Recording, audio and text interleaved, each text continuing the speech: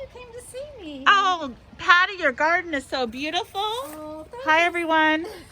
Thank you so much. I want to share some of it with you. I want to tell you a little bit about my garden, what I really love about it. I mean, not just the plants, which of course I love the plants because they're pretty, but see, the thing about my plants is that every one of them, almost, there's a couple exceptions, but for the most part, they're shared plants. Like, I'm going to start with this one over here, for example. You walk through the water. It's not really water, it's fake water, but it looks like, I pretend it's water. That's what garden's about, pretending. Okay, so anyway, this right here is called a foxglove. In the church that I used to go to in Washington, before I left to come here, one of the ladies that I taught with, she gave me this plant. And she told me that if I gave it lots of water, that eventually it would spread and I would have a lot of plants. And you know what? She was so right. I not only have these, I have some over there. I have some in the backyard. I have some over there. They have spread and I actually love them. And this one needs trim.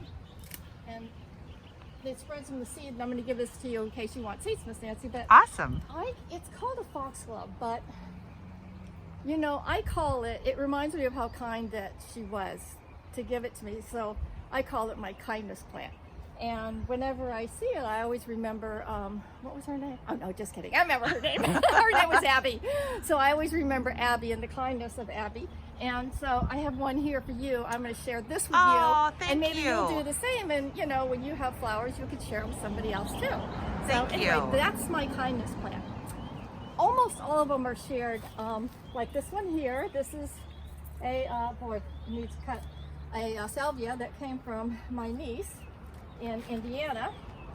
And see, when I first got into gardening, I didn't have any money.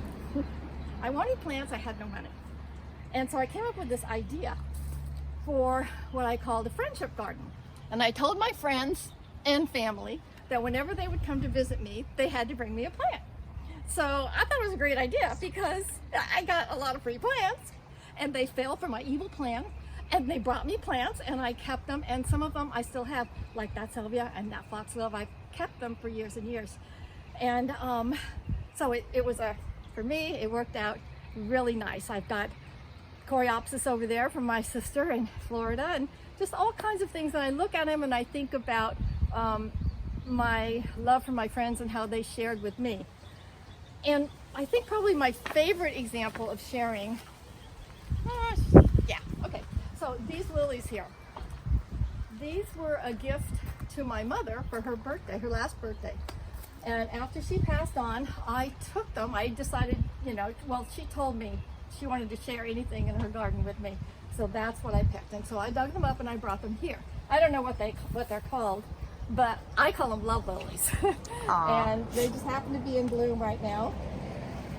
And they just remind me that God is love. And here's the message. And when we think about sharing, we've always been taught sharing. You share your toys, you share whatever you have with other people that are less fortunate, and immediately you feel better and they feel better. So you get an immediate happiness from sharing. But the real thing about sharing is that it's not just that you're sharing that toy, you're sharing kindness and you're sharing love. And hopefully whoever you shared with will remember you for that, and maybe they will also share kindness and love with others.